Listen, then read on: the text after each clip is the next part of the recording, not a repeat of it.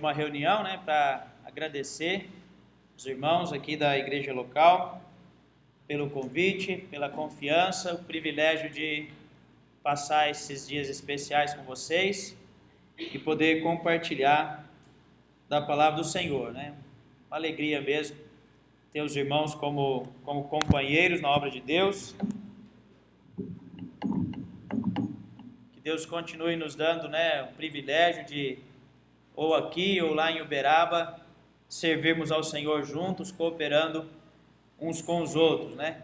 Obrigado, irmão Gutenberg, por me receber lá na sua casa, por me suportar também ali, e que eu possa retribuir isso alguma hora que você for para lá. Nossa casa está de portas abertas a todos os irmãos, né? Estão convidados para conhecer o trabalho ali. E continue orando, né? Pelo trabalho, por mim, minha família e os irmãos que reúnem ali no Beija-Flor, né? As igrejas também ali da cidade de Uberaba. Muito bem, hoje à noite nós vamos falar sobre o Evangelho, né? O Evangelho é o poder de Deus. Nós não nos envergonhamos do Evangelho. O Evangelho é o poder de Deus para a salvação de todo aquele que crê. E o Evangelho é eficaz tanto na vida daqueles que já são salvos, no sentido de fortalecer a nossa fé, a nossa convicção de salvação em Cristo, e também para dar vida àqueles que estão mortos em ofensas e pecados. E se há entre nós alguém que ainda não chegou ao arrependimento e à fé, hoje de fato é um dia aceitável, hoje é dia de salvação. Se hoje você ouvir a voz de Deus, não endurece o seu coração, deixe o Espírito Santo falar ao seu coração. Nós vamos ler Evangelho de João, capítulo 6, 2 versículos aqui, o verso 28 e também o verso 29.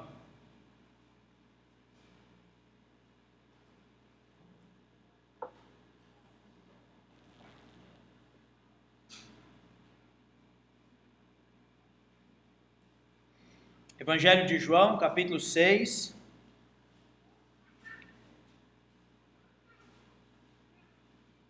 O Senhor Jesus está falando com a multidão aqui, e eu quero só destacar esses 2 versículos, a pergunta daqueles homens e a resposta do Senhor Jesus. O verso 28, disseram-lhe, pois, que faremos para executarmos as obras de Deus?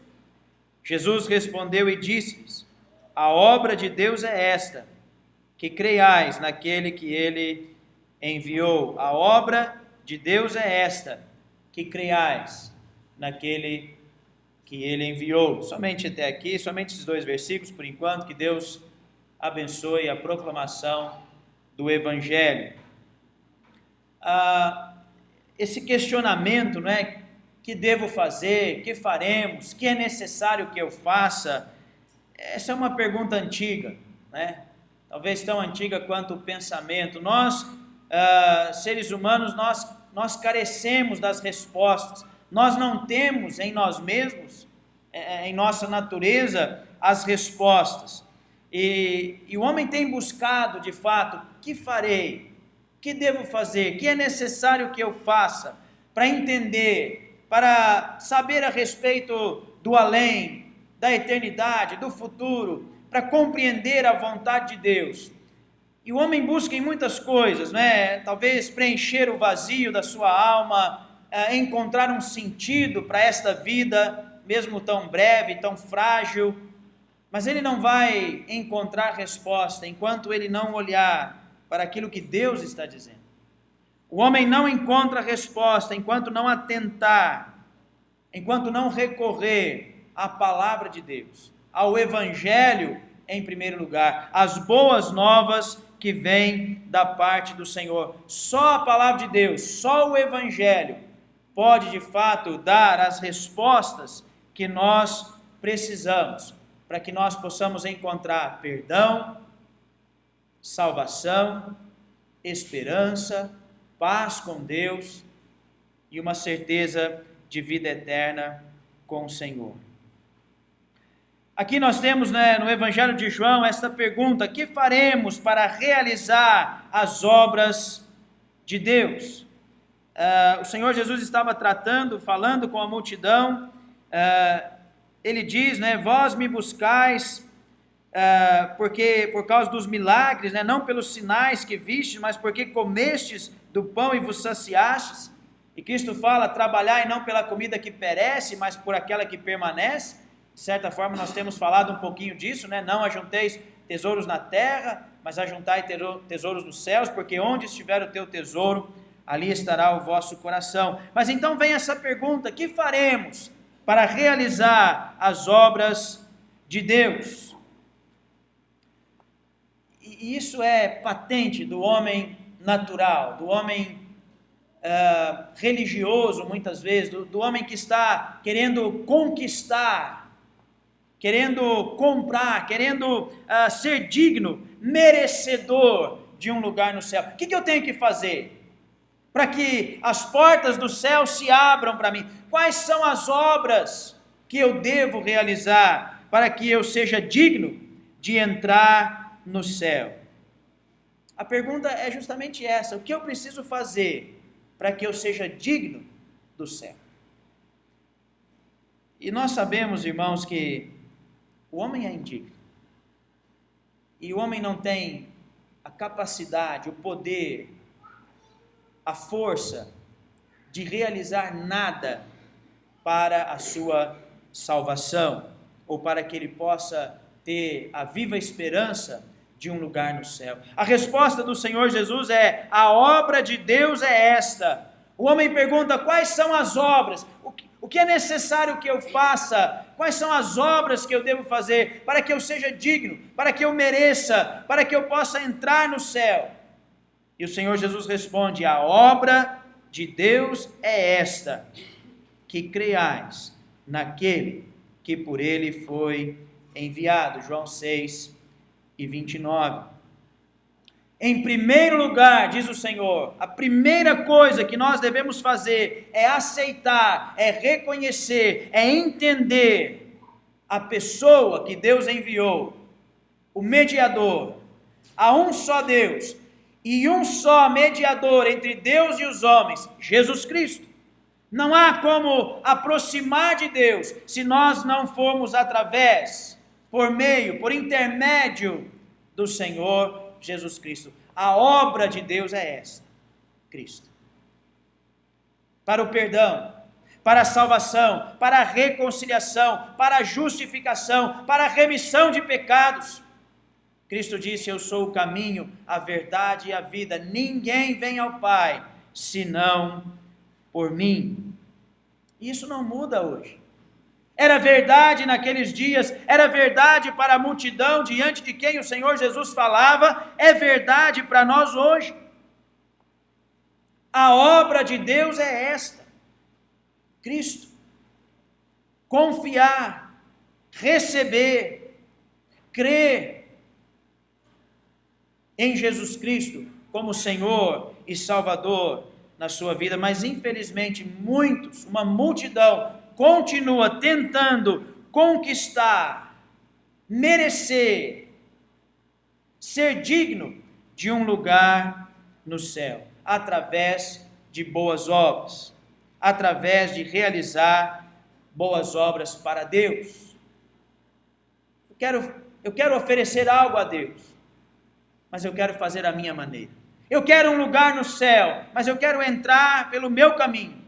Eu quero o perdão dos pecados, mas eu quero do meu jeito. Será que Deus pode receber, aceitar, aprovar algo assim? Somos nós que estamos mortos em ofensas e pecados. Somos nós que estamos perdidos, em grande miséria, em grande vergonha. Somos nós que carregamos um peso terrível, um fardo pesado de pecados. Nós não estamos na posição de exigir, de achar que podemos fazer a nossa maneira. A única boa obra que nós podemos realizar é confessar os nossos pecados, é confessar a nossa condição de pecador e confiar e crer em Jesus Cristo como Senhor e Salvador em nossas vidas. A palavra é essa mesmo que nós temos que usar. A maior desgraça do homem é negligenciar esta tão grande salvação preparada por Deus em Cristo Jesus. Como escaparemos nós, pergunta a palavra de Deus, se não atentarmos, se desprezarmos uma tão grande salvação? Como nós poderemos escapar? Qual o caminho que nós poderemos tomar? Não há outro caminho, não há obras a serem realizadas. Cristo Jesus é o único que pode perdoar, salvar, redimir, levantar deste charco de lodo.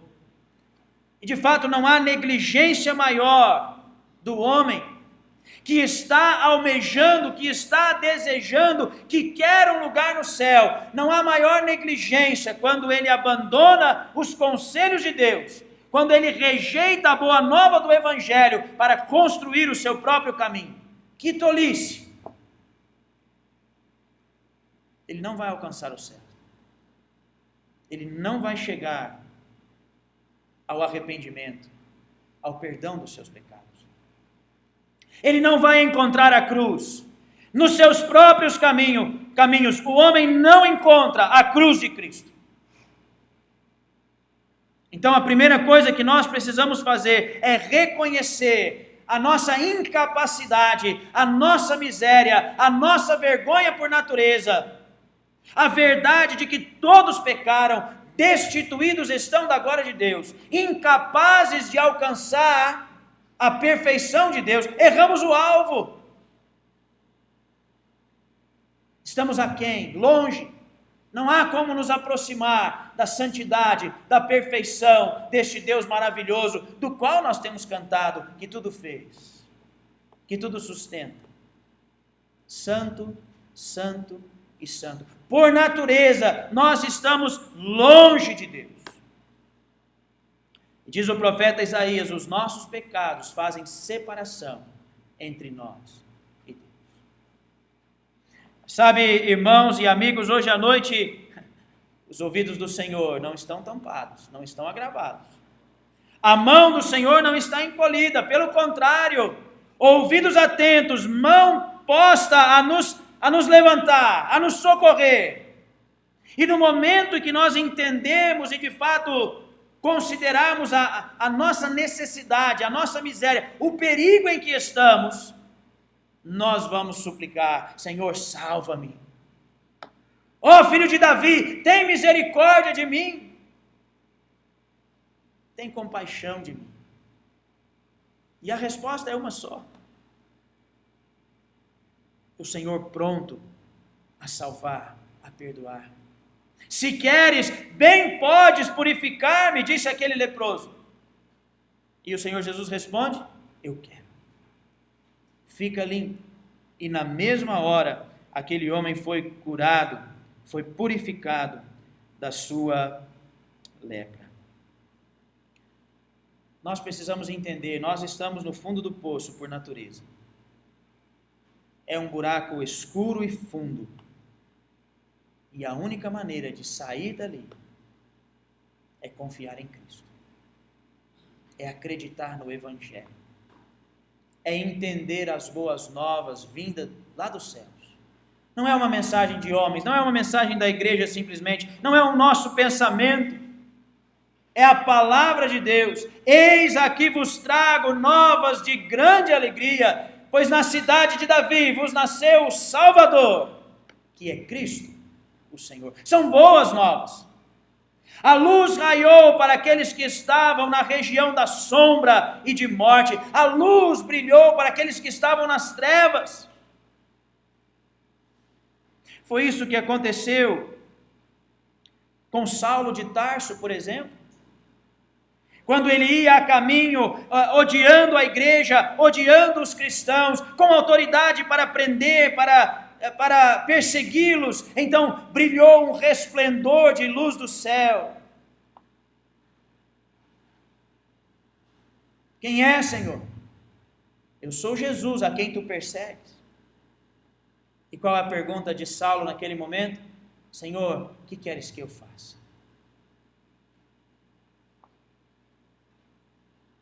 E ele teve a resposta. O Senhor falando com Ananias que deveria visitá-lo e ajudá-lo, o Senhor diz, ele vai aprender o quanto se deve sofrer por causa do meu nome. A vida cristã não é uma vida de facilidades. A vida cristã não é uma vida de prazeres. A vida cristã, ela traz consigo o peso da cruz de Cristo. Ela traz consigo uma decisão inteligente de estar disposto a sofrer com Cristo, a participar das aflições de Cristo, entendendo que depois da aflição, depois do sofrimento, depois de carregar a sua cruz, então vem a glória, deixando ali o fardo pesado dos nossos pecados. Resta uma expectativa de vida eterna. E nós temos cantado, todos que têm nele esta esperança de que um dia ele há de vir para nos buscar, purificam-se a si mesmos. Vivem uma vida diferente daquela que vivíamos outrora. A luz resplandeceu. O amor de Deus brilhou diante de nós. O Evangelho brilhou diante de nós. Mais uma vez. E a nós cabe crer e confiar no Senhor Jesus Cristo. Outra expressão semelhante nós temos lá em Atos 2. Abra sua Bíblia, Atos 2. Começo da igreja, pregação de Pedro.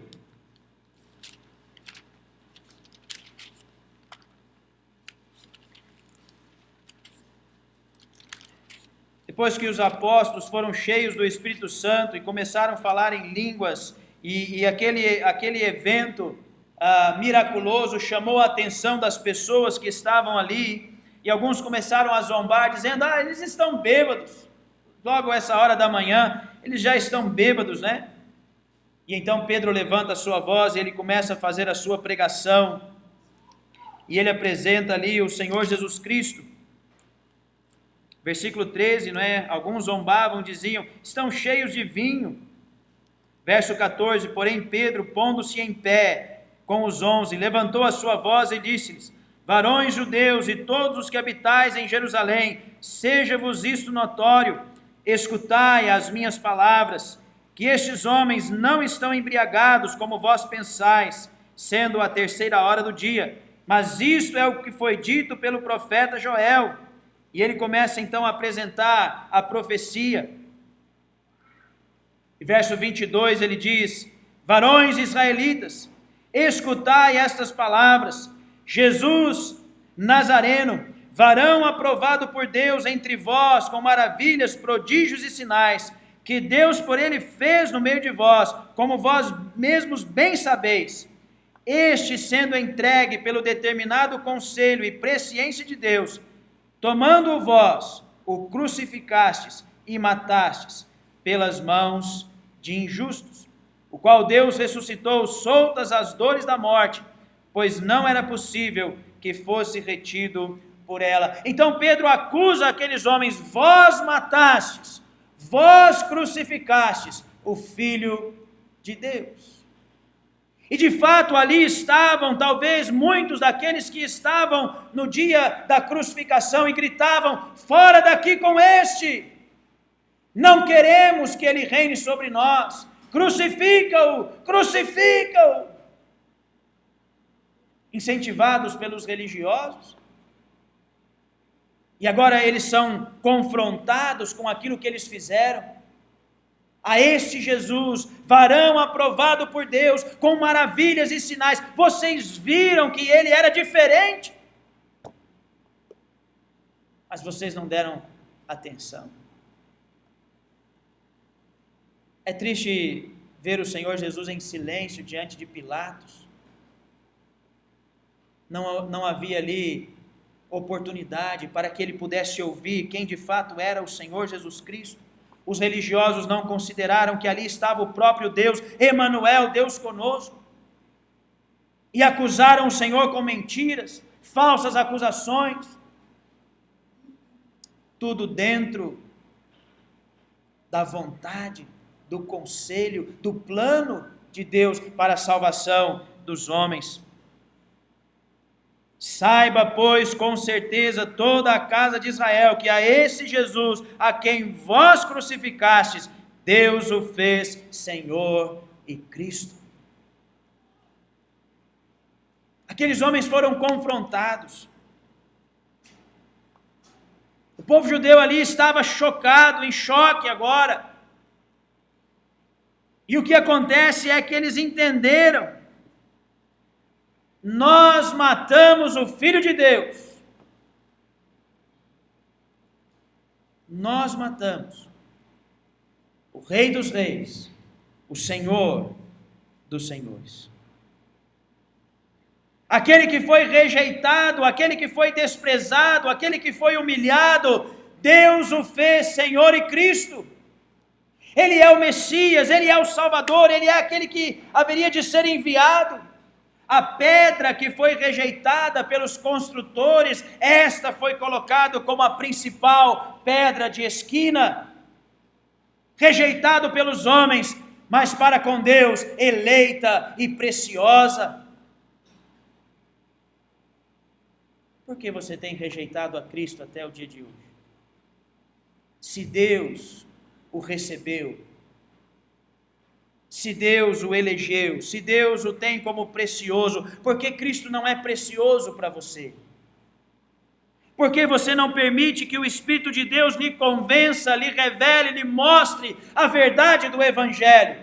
Muito mais do que aquilo que eu posso dizer, ou dos argumentos que eu posso usar, o Espírito de Deus quer convencê-lo do pecado, da justiça e do juízo. Então faça com sinceridade esta pergunta: que faremos, homens e irmãos? Foi esta a pergunta dos homens ali em Atos capítulo 2. E agora?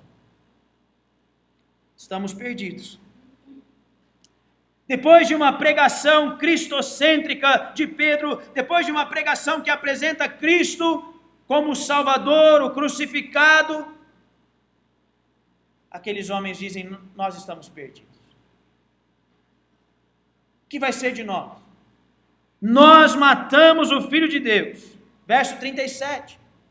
Ouvindo eles isto, ouvindo eles estas coisas, compungiram-se os corações e perguntaram a Pedro e aos demais apóstolos: que faremos, homens e irmãos? Tamanho foi o poder de persuasão do Espírito Santo naquele momento. Pedro, cheio do Espírito Santo, pregava o Evangelho. O Espírito Santo agia, convencendo o homem do pecado, da justiça e do juízo. Do pecado porque não crê em mim, da justiça porque vou para meu Pai, do juízo porque já o príncipe deste mundo está condenado. O Espírito de Deus quer convencê-lo de que a sua incredulidade lhe leva para o inferno. Do pecado porque não crê em mim. Sabe qual é o pecado que leva o homem para o inferno? Incredulidade. Quem crê no Filho tem a vida, quem não crê no Filho de Deus não verá a vida, mas a ira de Deus sobre ele permanece. Do pecado, porque não crê em mim. Da justiça, porque vou para meu Pai. A justificação está posta diante de nós. Deus é justo e justificador de todo aquele que tem fé em Jesus Cristo. Da justiça, porque o céu está aberto para um homem, o primeiro da ressurreição, o Filho de Deus. E agora nós temos a certeza: se Cristo ressuscitou, nós também um dia ressuscitaremos para uma vida eterna com Deus. Ele foi o primeiro, um homem assentado na glória. Deus é justo e justificador de todo aquele que tem fé em Jesus Cristo. O Espírito quer nos convencer: a obra redentora, a cruz de Cristo é suficiente, é capaz para justificar, para redimir, para perdoar, para reconciliar com Deus. Do juízo, porque já o príncipe deste mundo está julgado, está condenado. O inferno, o lago de fogo, não foi feito para nós, seres humanos. O lago de fogo foi feito para Satanás e seus anjos. Não há evangelho para eles, não há arrependimento para Satanás e todos aqueles que juntamente com ele se rebelaram contra Deus. Mas você não precisa ir para aquele lugar.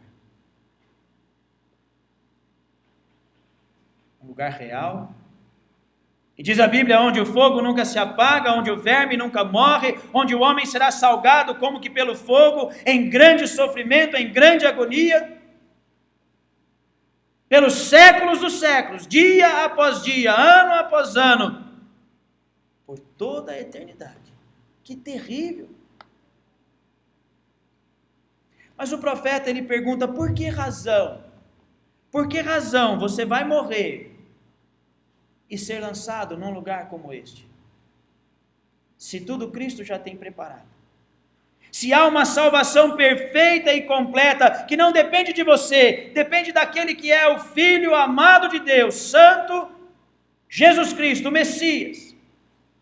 Se ele tudo já cumpriu, se lá na cruz o Senhor Jesus pôde dizer, está consumado, está feito, acabado. Por que razão você vai morrer nos seus pecados e se achar num lugar de tormento eterno? Como aquele rico que pede a Abraão, pai Abraão, manda a Lázaro que molhe a ponta do dedo na água e me refresque a língua, porque eu estou atormentado nessa chama. E estas palavras nos dão a noção daquele lugar. Eu estou atormentado nesta chama, porque eu rejeitei o Evangelho, porque eu desprezei os profetas, a palavra de Deus, a lei. Você não precisa ir para aquele lugar. Basta hoje à noite você fazer como aqueles homens, entendendo a tua condição, entendendo que eram também os teus pecados, que em Cristo foram julgados, Ele carregou o peso dos teus pecados, aquele que nunca cometeu pecado, foi feito sacrifício pelo pecado em nosso lugar. Eram os meus pecados, os teus pecados que Cristo Jesus carregava. Por isso Ele disse, com tanta agonia e dor, Deus meu, por que me desamparaste? E nós sabemos pelas palavras do profeta que Cristo foi desamparado para que hoje você fosse amparado, abraçado, acolhido, perdoado na pessoa bendita de Cristo Jesus. Que faremos, homens e irmãos? Sentindo a profunda culpa,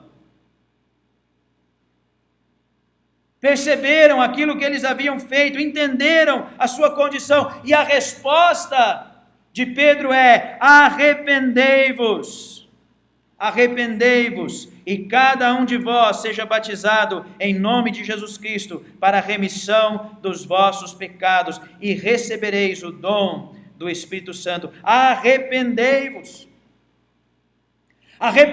pois, e convertei-vos, para que sejam cancelados os vossos pecados, e venham assim tempos de refrigério pela presença do Senhor. A mesma pergunta fez aquele carcereiro, e a resposta foi: crê no Senhor Jesus Cristo e serás salvo, tu e todo aquele que crê na tua casa.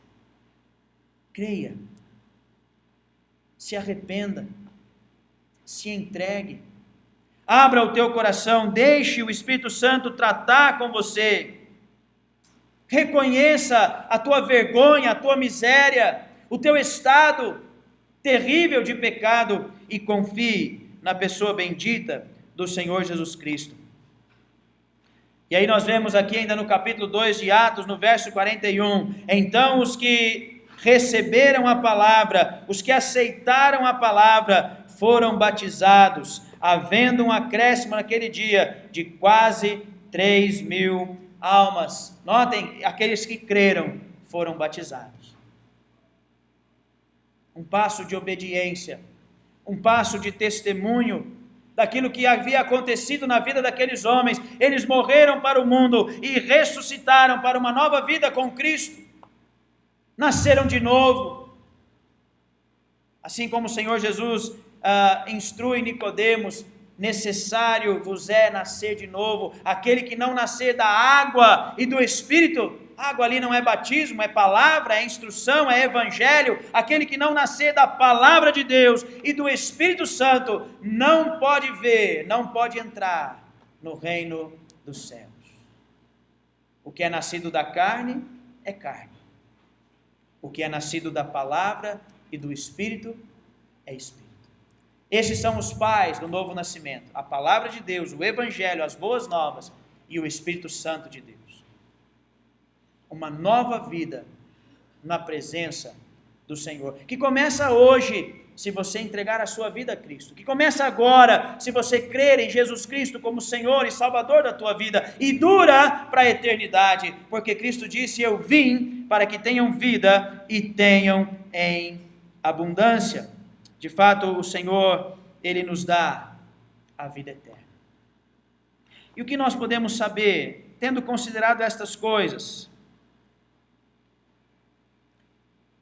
A palavra de Deus nos revela que o Senhor Jesus Cristo, Ele é a esperança, Ele é o socorro, Ele é a rocha para cada um de nós. Só Cristo Jesus pode salvar. Só o Senhor Jesus Cristo. Não é vir nas reuniões, não são boas obras, não é outra coisa qualquer que você possa ouvir. Nós não precisamos ficar citando o que não é. Basta nós dizermos: a salvação só encontramos em Cristo. Você tem a Cristo? Você se escondeu nele? Você colocou a sua confiança em Cristo?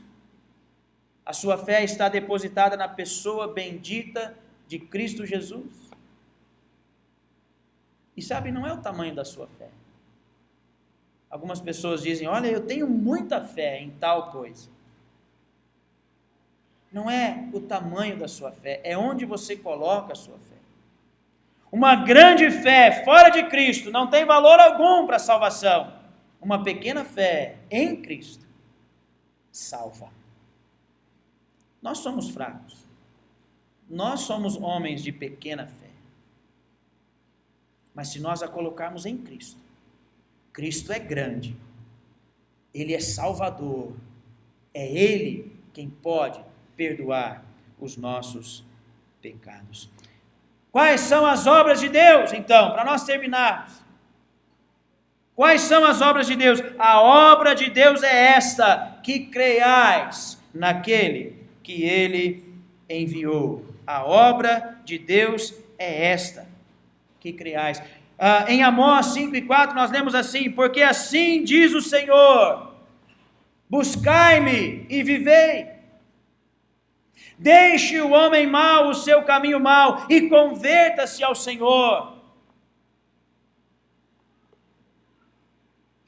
Creia no Senhor Jesus Cristo nesta noite. E o que você pode esperar? Se você entregar a sua vida, entendendo a sua natureza, a sua condição, reconhecendo e sentindo o peso dos seus pecados, confessando a Cristo os teus pecados e crendo no Senhor, o que você pode esperar? Primeira coisa, você vai encontrar Cristo hoje pela fé, e um dia você vai encontrá-lo face a face. E essa é a expectativa daqueles que depositaram a sua fé no Senhor Jesus Cristo.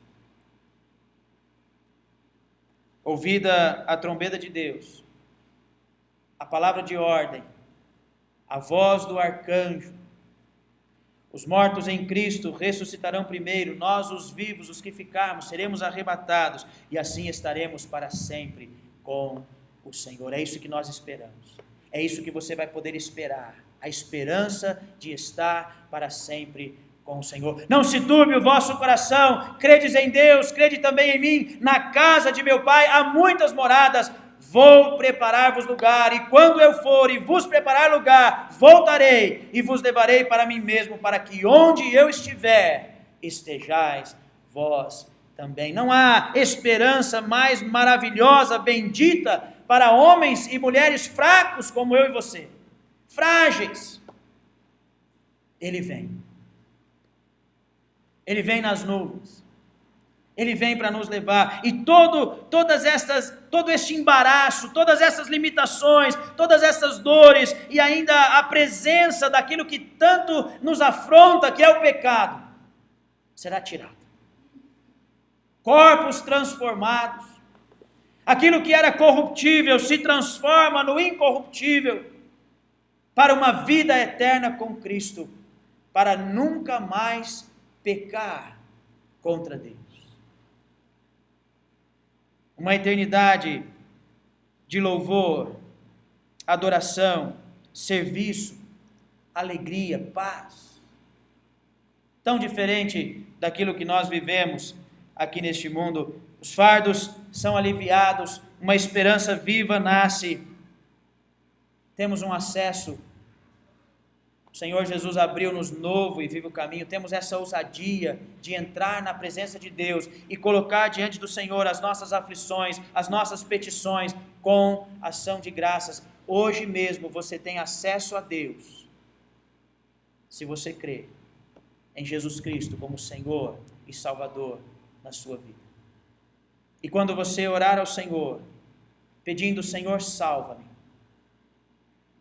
você vai ouvir, com toda a autoridade que a palavra de Deus nos dá, se com fé e arrependido da tua condição de pecador, orar ao Senhor pedindo pelo perdão dos teus pecados e crendo em Cristo como Senhor e Salvador na sua vida, você vai ouvir: perdoados estão os teus pecados, a tua fé te salvou. Vai em paz. Vai em paz. Não há nada mais maravilhoso que possa entrar pelos nossos ouvidos, seja pelos ouvidos da fé, o Senhor dizendo: você está perdoado, a tua fé te salvou. Que Deus tenha misericórdia de cada um de nós, que Deus possa conceder a você a graça, a oportunidade do arrependimento hoje à noite. Não deixe para amanhã. Nós temos aprendido que basta cada dia o seu mal, não nos inquietemos pelo dia de amanhã. Hoje é um dia aceitável, hoje é dia de salvação. Se hoje você tem ouvido a voz de Deus, não endurece o teu coração, se entrega, renda-se ao Senhor, confia nele.